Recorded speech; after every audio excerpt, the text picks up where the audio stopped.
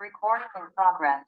Olá, meu nome é Sebastião Ernesto, eu sou médico anestesiologista e estou continuando aqui nesse quarto e último vídeo sobre situações especiais em que pode ser necessária a transfusão. Na verdade, situações especiais poderiam, é um termo que poderia ter sido substituído por situações específicas, mas vamos lá. Em situações de grandes cirurgias de ortopedia e neurocirurgia, é preciso, na avaliação pré-anestésica, avaliar certas variáveis que podem ser importantes como fatores preditivos de sangramento intraoperatório, a contagem de plaquetas, a dosagem de fibrinogênio em indivíduos que têm alguma patologia relacionada à deficiência de fator 13, são fatores extremamente importantes na avaliação desses pacientes. A história e, de acordo com a história, a avaliação laboratorial pode ser bastante útil e informativa em relação a essa avaliação de risco de sangramento intraoperatório. Existe a possibilidade de hemorragia intracraniana com ou sem cirurgia, dependendo dos fatores alterados nesses componentes relacionados à hemostasia, mas em relação à cirurgia intracraniana e cirurgia de coluna, é muito importante que tenha um mínimo de contagem de plaquetas igual a 100.000 plaquetas por milímetro cúbico, já que essas são cirurgias que qualquer sangramento pode levar a um dano importante, um dano severo a esse paciente. As cirurgias de grande porte, tanto de ortopedia quanto de neurocirurgia, também podem ser catalogadas como cirurgias onde é importante a avaliação da concentração de fibrinogênio, que deve estar entre 200 e 400 miligramas por decilitro. O sangramento intraoperatório vai ser avaliado de acordo com a resposta hemodinâmica do paciente, mas existem os gatilhos aceitos hoje em dia, que são normalmente em pacientes sem comorbidade prévia relacionada ao aparelho cardiorrespiratório. Um gatilho é onde há uma necessidade de manutenção de pelo menos 7 gramas por decilitro. Abaixo disso, qualquer paciente em cirurgia, principalmente se o sangramento estiver mantido ainda, vai haver a indicação de transfusão de hemácias. Então, os guidelines sugerem que em pacientes sem comorbidades, que é a população onde a maioria dos estudos foram feitos,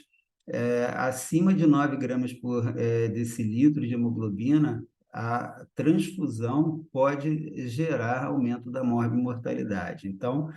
é para se manter nesses pacientes algo em torno de 7 a 9 gramas por decilitro, e isso é avaliando a resposta hemodinâmica e outros parâmetros para se observar a necessidade de reposição de um tipo de líquido ou outro, uma vez que a reposição de hemácias não se presta à reposição de volemia. A necessidade de reposição de outros tipos de líquidos pode levar a maior hemodiluição e a queda desses valores de hemoglobina, e aí sim gerando a necessidade de reposição de hemácias. É importante, principalmente nas cirurgias relacionadas a processos intracranianos, a manutenção de hidratação com líquidos que não sejam em excesso. Já se demonstrou que, pelo menos no trauma crânioencefálico, a reposição com colóide pode aumentar a morbimortalidade, mas a reposição com cristalóide deve ser parcimoniosa e o suficiente apenas para manter a qualidade hemodinâmica do paciente, diurese e a perfusão tecidual. A escolha do líquido a ser utilizado é de extrema importância, embora a evidência científica ainda não aponte para um desfecho superior quando da comparação de diversos cristalóides e colóides, como já foi comentado em outros vídeos por aqui. Mas se a preocupação é em relação à manutenção da qualidade metabólica do paciente, seu pH, é importante que se tenha em mente as opções, enquanto a hidratação com ringue lactato, que é o líquido que em anestesia utilizamos com mais frequência, é um líquido que, como pode ser, né, como se pode ver nessa tabela, tem uma osmolaridade inferior à osmolaridade plasmática, portanto, levando à diminuição a aumento da possibilidade de transferência de líquido para o tecido cerebral e em pacientes que eventualmente possam apresentar edema, essa é uma hidratação que deve ser utilizada com muito cuidado. Da mesma forma, a utilização de solução salina, né, nosso soro fisiológico, tem um pH muito baixo, com uma quantidade de cloro muito elevada, que pode levar à acidose hiperclorêmica, apesar da sua osmolaridade ser até um pouco maior do que a osmolaridade plasmática. Portanto, devemos analisar caso a caso e se a utilização do líquido for parcimoniosa, não for reposto, não for administrado, desculpa, administrado uma quantidade muito elevada de líquido, esses fatores não vão ser tão importantes, mas naquele paciente que eventualmente precisa de uma reposição mais acelerada ou o provedor da anestesia mantém uma hidratação mais acelerada por hábito, o que não é uma boa conduta em neurocirurgia, já que há um aumento da possibilidade de aumento da água cerebral com formação de edema no crânio fechado, a hipertensão intracraniana, mas mesmo no crânio aberto, com o cérebro sendo manipulado, aquele edema de tecido pode atrapalhar o cirurgião e a necessidade de afastadores com mais força, com mais intensidade, acaba causando lesão periférica à região onde está sendo operado. Então, é preciso uma hidratação cuidadosa, se o paciente estiver bem hemodinamicamente, apenas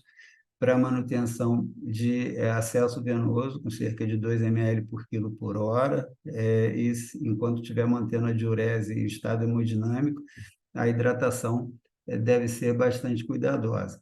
Se a preferência é por fugir dessas duas desvantagens apresentadas pelo Ringer lactato, que é a hipoosmolaridade, e pela solução salina, que é a acidose, o pH baixo e o risco de causar uma concentração de cloro aumentado, com a famosa acidose hiperclorêmica, os líquidos balanceados, como o Plasma Light, oferece um pH muito próximo do pH plasmático, a osmolaridade também, e não tem uma concentração de cloro muito elevada, portanto, não levaria à acidose hiperclorêmica, não teria o risco aumentado de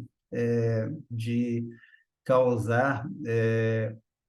algum risco maior de edema cerebral. E a grande vantagem é que o plasma light não tem cálcio, e ele pode ser administrado juntamente com sangue em caso de necessidade de reposição sanguínea, já que o cálcio contido na maioria das outras soluções pode servir de distúrbio na nossa hemotransfusão, já que o anticoagulante utilizado é o citrato, que é um quelante de cálcio, e ele se une ao cálcio, fazendo com que haja diminuição da ação daquele anticoagulante naquele sangue transfundido, e pode haver formação de trombos. Então, fica aqui a tabelinha para ser estudada, as diversas osmolaridades dos cristalóides disponíveis no mercado, os pHs e as concentrações de cálcio, que é inexistente no plasma light, e as concentrações de cloreto, que é muito aumentada no paciente que vai receber solução fisiológica. Na prática, é importante a observação de que na indisponibilidade do Plasma Light, por exemplo, que não é disponível em todos os serviços, a utilização de líquido em infusão alternada, solução fisiológica, alternando com com a solução de ringue lactato, por exemplo, e é também associado à infusão lenta de líquido, a não ser que haja indicação contrária, pode ser bastante benéfica para o paciente. Em pacientes de pediatria, é importante que se tenha cuidado na coleta de sangue para a realização de exames laboratoriais, e essas amostras devem ser pequenas, sob o risco de você, no paciente que eventualmente venha a sangrar ou já esteja sangrando, você não contribua com essa coleta de sangue para a diminuição ainda maior da concentração de hemoglobina. Também aqui, a intenção de utilizar soluções isotônicas e balanceadas ganha grande importância, já que essas crianças têm maior chance de desenvolver edema, tanto periférico quanto central. Também entre as crianças saudáveis previamente, o gatilho transfusional é de 7 gramas por decilitro de hemoglobina, tentando manter ali entre 7 e 9, esse 7 e 9 vai ser, a 7 a 9 vai ser avaliado de acordo caso a caso. Acima de 9 gramas por decilitro, dificilmente o paciente vai necessitar de transfusão, e abaixo de 7, provavelmente, grande parte dos pacientes vão receber transfusão, exceto algumas situações especiais. Tanto em adulto quanto em criança, pacientes que vêm com anemia crônica, mesmo tratada com sulfato ferroso, eritropoetina, etc., se o paciente não tem uma resposta adequada, ele já tem uma adaptação fisiológica àquela redução da concentração de hemoglobina e costuma aceitar bem pequenas reduções ainda. Mas pacientes prematuros e cianóticos normalmente vão se prejudicar muito se ser mantidos nessa faixa de concentração, já que os pacientes prematuros com a sua concentração alta de hemoglobina fetal mantêm um desvio da dissociação da oxihemoglobina para a esquerda, fazendo com que haja maior saturação de oxigênio na hemoglobina, mas uma liberação baixa do mesmo na periferia nos tecidos. Então, a hemoglobina fetal, por ter uma concentração baixa de 2,3 de fosfoglicerato, faz com que a hemoglobina tenha uma maior afinidade pelo oxigênio. E isso leva a menor liberação tecidual. Então, é importante, nos prematuros,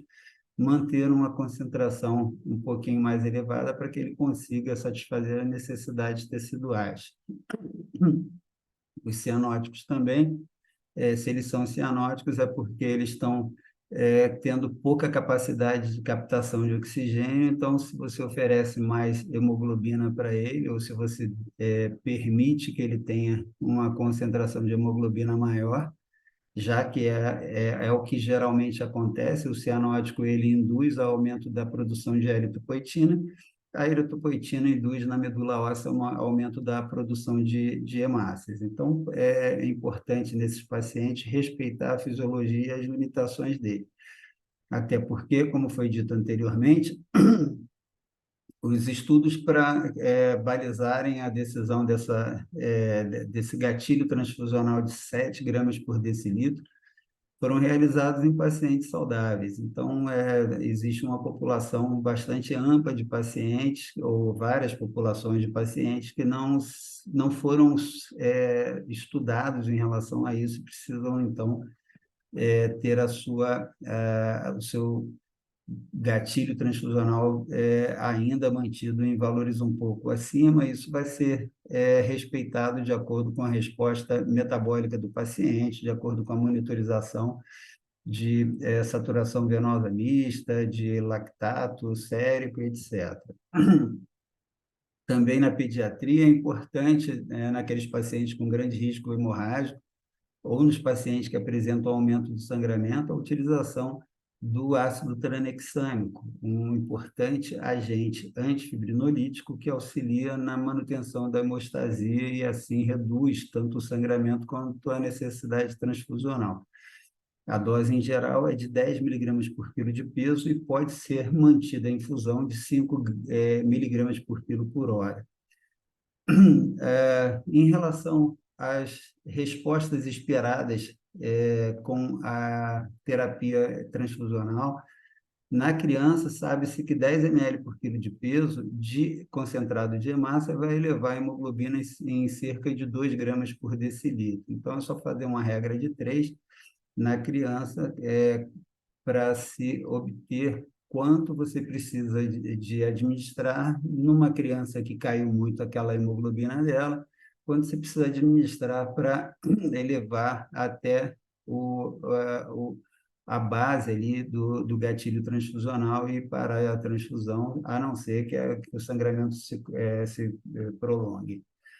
O crio precipitado, utilizado principalmente na reposição de fibrinogênio, pode ser utilizado na dose de 5 a 10 ml por quilo de peso, as plaquetas, quando necessárias, 10 a 20 ml por quilo de peso, e o plasma fresco congelado, 10 a 15 ml por quilo de peso, são as doses médias recomendadas na maioria da literatura atual para administração em pediatria. Em relação ao transplante, é importante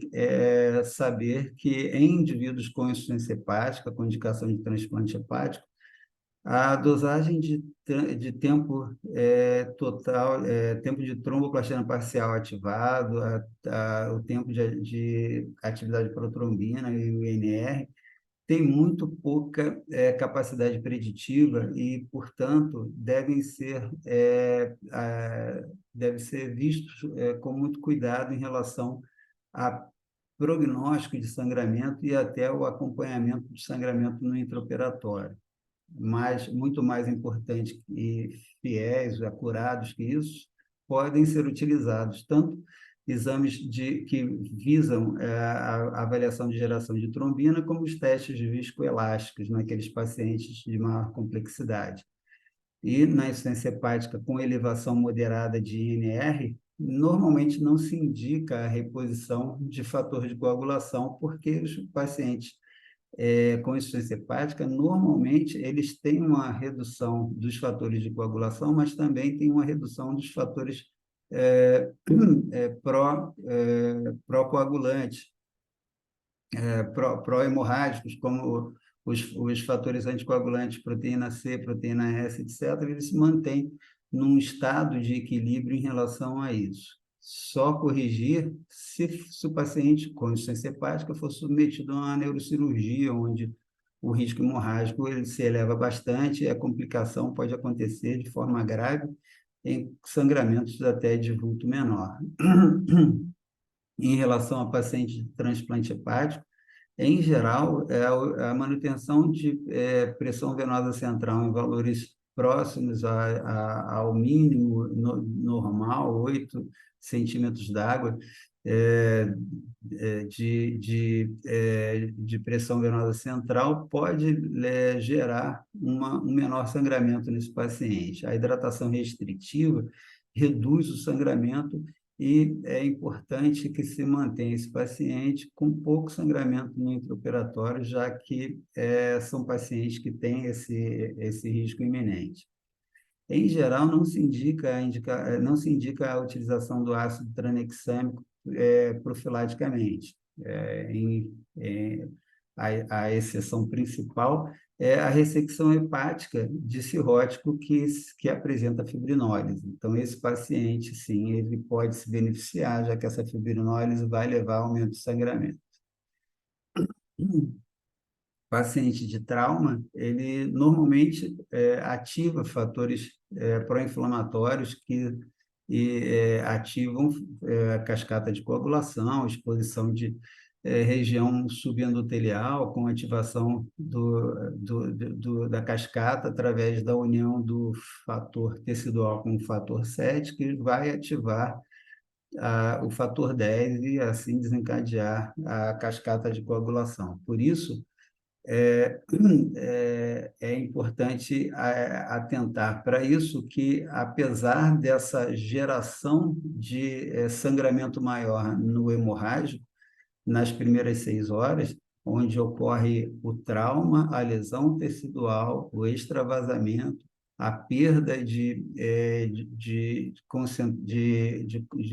fatores de coagulação em plaquetas, levando a um cortejo bastante voltado à hipocoagulabilidade. Após essa fase inicial, existe o risco da hipercoagulabilidade por ativação de fatores de coagulação e liberação do fator tecidual, do inibidor do fator tecidual, ativador do plasminogênio. Então, na primeira fase, pós-trauma, ocorre a lesão vascular, a perda de sangue, a perda de fatores de coagulação e plaquetas, e a ativação desses mesmos que vai gerar o consumo na tentativa de se interromper o sangramento, na tentativa de executar a hemostasia. Se isso for bem sucedido, é importante que no pós-operatório se tenha um pouco de preocupação em relação à hipercoagulabilidade. E se o sangramento se perpetua por mais tempo, a ativação do fator tecidual do plasminogênio vai gerar, enquanto está ativando os fatores de coagulação, também está ativando a reação fibrinolítica para a manutenção da permeabilidade vascular. Então, no primeiro momento, a hipocoagulabilidade. No segundo momento, que acontece normalmente cerca de 24 horas depois, começa a ter liberação tecidual do fator inibidor do ativador tecidual do plasminogênio. E aí, inibindo o plasminogênio, que não se transforma em plasmina, não ocorre a fibrinólise, e aqueles coágulos que vão se formando e vão aumentando podem chegar, eventualmente, principalmente em pacientes com maior tendência, maior risco tromboembólico, à formação de complicação tromboembólica. Em relação aos fatores de coagulação, o fibrinogênio é o fator de coagulação que se perde de maneira mais rápida e intensa, então ele precisa ser monitorizado nos pacientes que não têm a hemostasia realizada ou atingida de maneira satisfatória em intervalo de tempo curto, perdão. Então, a gente precisa acompanhar esse fibrinogênio para ver se há necessidade de reposição com a utilização de crio precipitado, ou nos pacientes que têm alguma comorbidade que já afetam a concentração do fibrinogênio, eventualmente a reposição com concentrado de fibrinogênio. E acompanhar o hematócrito e a hemoglobina desse paciente para ver a velocidade de queda, a resposta através de mensuração de saturação venosa mista, a resposta em relação à parte metabólica celular, com aumento ou não de elevação de lactato, que é muito importante na observação. E uma coisa muito interessante é o acompanhamento do gradiente arteriovenoso de CO2, que, quando muito alargado, pode representar a ineficiência da circulação, da microcirculação. Então, muitas vezes você até tem a quantidade de hemácia satisfatória, não normal, satisfatória para o paciente, teria uma oferta de oxigênio satisfatória graças a isso, mas a volemia do paciente está diminuída, o excesso de vasoconstrição pode levar à diminuição da microcirculação, com pouco aproveitamento desse oxigênio na periferia. E esse baixo valor, essa baixa qualidade de microcirculação diminui a capacidade de retenção de retirada do CO2 do paciente. Em relação ao sangramento severo, vários scores de classificação de hipovolemia foram tentados. As evidências científicas são todas praticamente baseadas em estudos retrospectivos, observacionais, e trazem pouca base de sustentação para recomendações fortes. Então, isso dá margem à formulação de vários protocolos de avaliação, de prognóstico e de avaliação de gravidade de sangramento. Existe, do Colégio Americano de Cirurgiões, a classificação da hipovolemia aguda, que divide em quatro classes de gravidade de sangramento, que vão ser avaliados ou classificados de acordo com a resposta, a quantidade de sangue perdido e a resposta metabólica, diurese, etc., do paciente, a frequência cardíaca e assim sucessivamente. Existe também o registro de suporte circulatório do paciente, existe o score internacional da Sociedade Internacional de Trombose e Hemostasia, e existe o consenso internacional de categorias de sangramento. Então, aqui temos um dos exemplos nessa tabela, que podem ser de importância na avaliação de necessidade de transfusão, na avaliação de necessidade de reposição volêmica e, se houver interesse, a fonte bibliográfica está assinalada nesse diapositivo. Em relação à hemorragia maciça, a definição de hemorragia maciça é 50%, perda de 50% da volemia em 3 horas, ou toda a volemia em 24 horas, ou a perda de um fluxo sanguíneo de cerca de 150 ml por hora. Então, essas são as definições principais de hemorragia maciça. Em relação à transfusão maciça, são outros critérios. Então, são reposições de 10 ou mais unidades em 24 horas, perdão,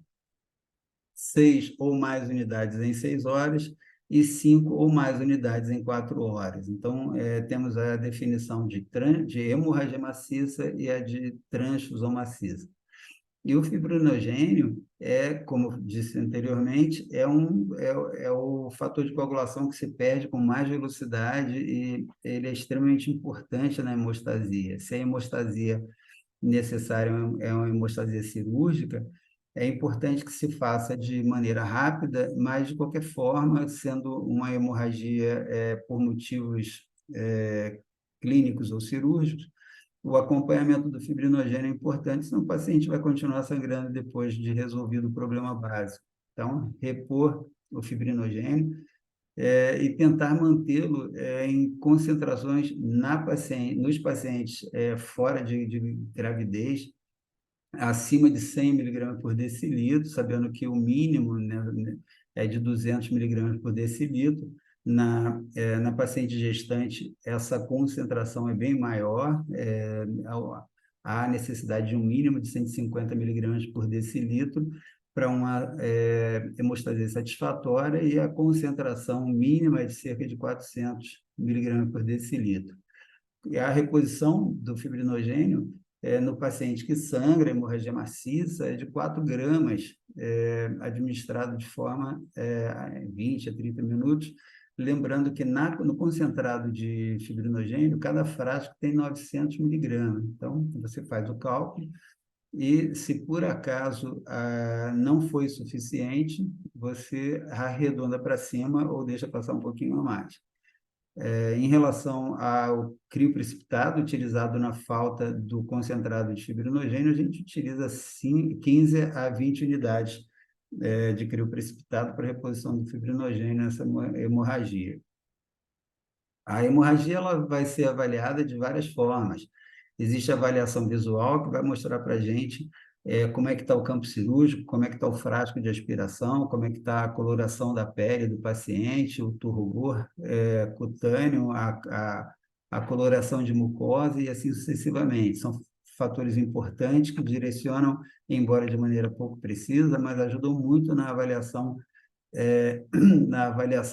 primária do paciente, que muitas vezes ainda não apresentou alteração hemodinâmica, mas a gente vê que vai apresentar, porque está sangrando muito, as compressas estão muito encharcadas, o campo tem muito sangue, o frasco de aspiração também. Além disso, a avaliação laboratorial, através da mensuração de hemoglobina e hematócrito, que durante o sangramento ativo demora um pouco para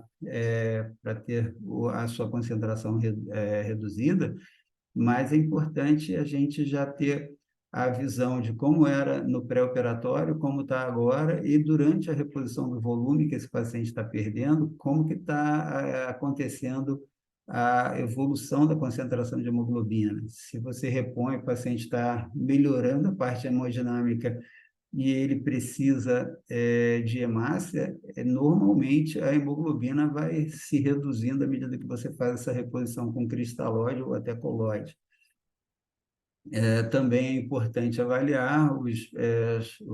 a concentração de fibrinogênio, como foi dito anteriormente, e nos pacientes que têm alguma indicação, a monitorização ou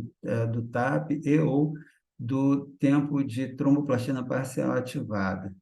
que são pouco precisos, e naqueles pacientes de maior complexidade, onde se tem à disposição a utilização dos testes viscoelásticos, vão mostrar para a gente os pontos onde o processo de coagulação do paciente, o processo de hemostasia, pode estar apresentando alguma alteração. De dado prático, existe uma indicação também muito pouco precisa, mas que pode ajudar a gente a abrir o olho em relação ao que pode estar para acontecer, o peso, pesar as compressas e as gases que eventualmente se encontram encharcadas de sangue. Se você pesou antes da cirurgia e pesa durante a cirurgia, na vigência de sangramento, aquele tecido que está com sangue, o aumento de 1 grama no peso daquele tecido significa que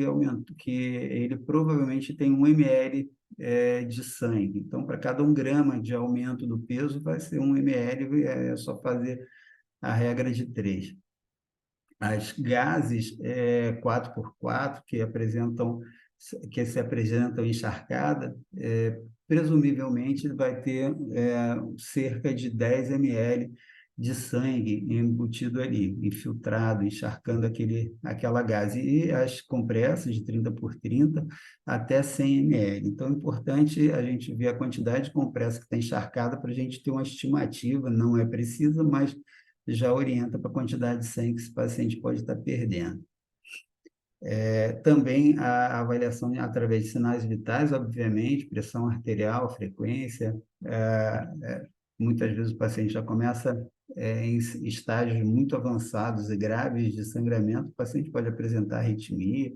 então isso é preciso monitorização. E nos pacientes que não estão com anestesia geral, o aumento da frequência respiratória também é bastante significativo.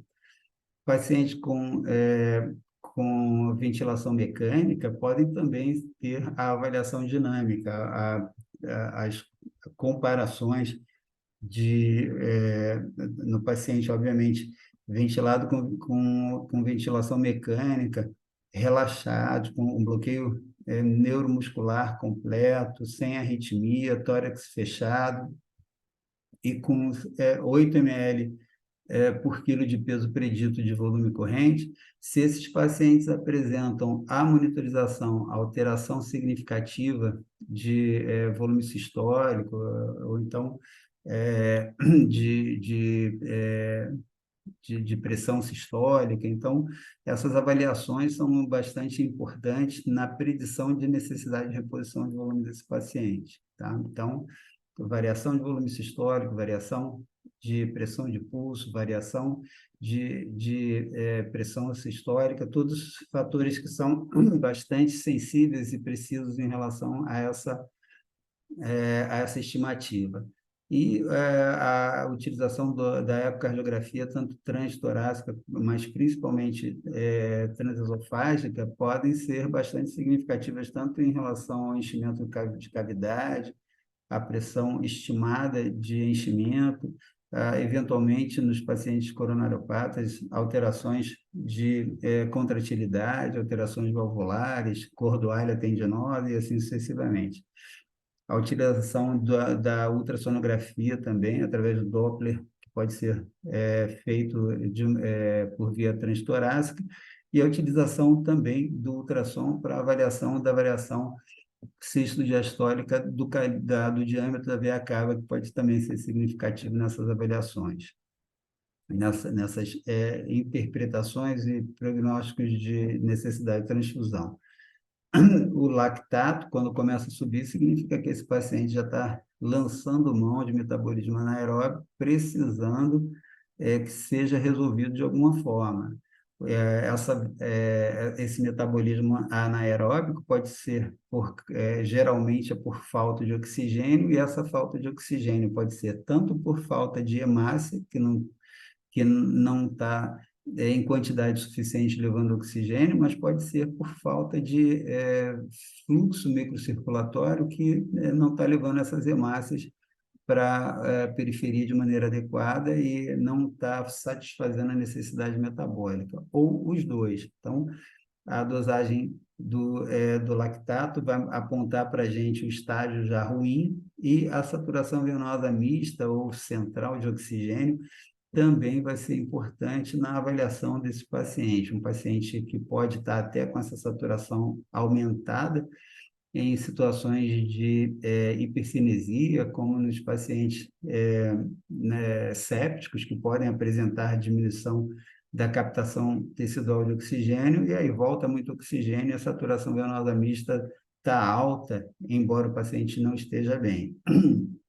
As doenças mitocondriais também, com dificuldade de utilização do oxigênio, podem levar a essa situação. E nos pacientes que não têm nada disso, mas que estão com deficiência na chegada de oxigênio, ou por falta de hemácia ou por falta de volume, também vão apresentar alteração na saturação venosa mista ou central, mas dessa vez caindo essa saturação. O gradiente de CO2 vai ser importante no diagnóstico da causa de diagnóstico diferencial. A alteração do gradiente de CO2 vai apontar para a diminuição da perfusão periférica. Então, normalmente nessa situação, para esse paciente precisa de volume. E aí, corrigindo essa situação do CO2, se mantiver a alteração, a redução da saturação venosa ou central saturação venosa mista ou central de oxigênio, e aí o paciente provavelmente está precisando de hemácia, e aí a gente tem que repor essa hemácia dele. O manuseio do paciente em hemorragia maciça é bastante agressivo, complexo e urgente, né? O paciente que precisa de uma reposição de concentrado de hemácia para ontem, porque ele está perdendo muito e muito rápido. Então, se inicia ali com a solicitação de pelo menos 4 unidades de concentrados de hemácia do grupo 0, e, enquanto isso, vai sendo preparado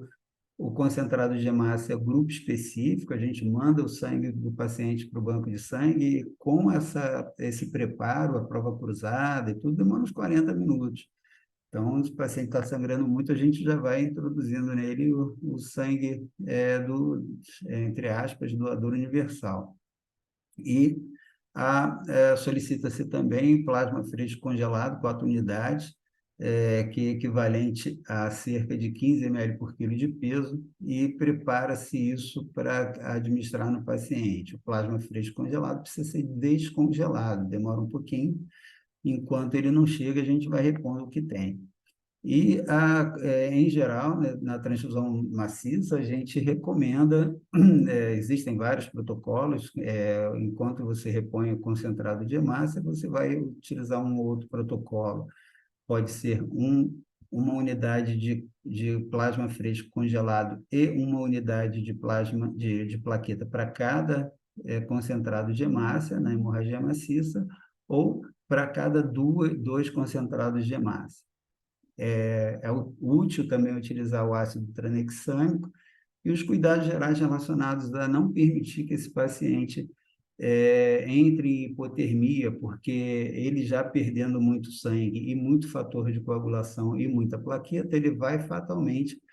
apresentar é, a coagulopatia de consumo. Se esse paciente ainda evolui com acidose e hipotermia, ele atinge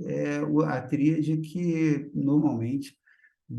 leva à grande mortalidade dos pacientes. Então, evitar a todo custo a acidose, pelo menos a acidose importante, tentar aquecer o paciente durante o procedimento na medida do possível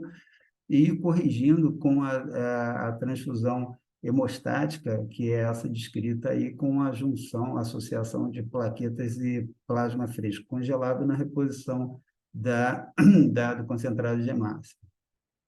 Em geral, o paciente, enquanto está na vigência de sangramento, a gente não tenta corrigir a pressão arterial dele, a gente mantém aquela hipotensão permissiva com valores que otimamente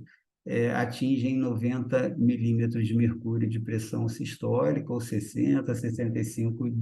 milímetros de mercúrio de pressão arterial média, de forma a manter a perfusão de tecidos importantes, tecido cerebral, miocárdico, renal,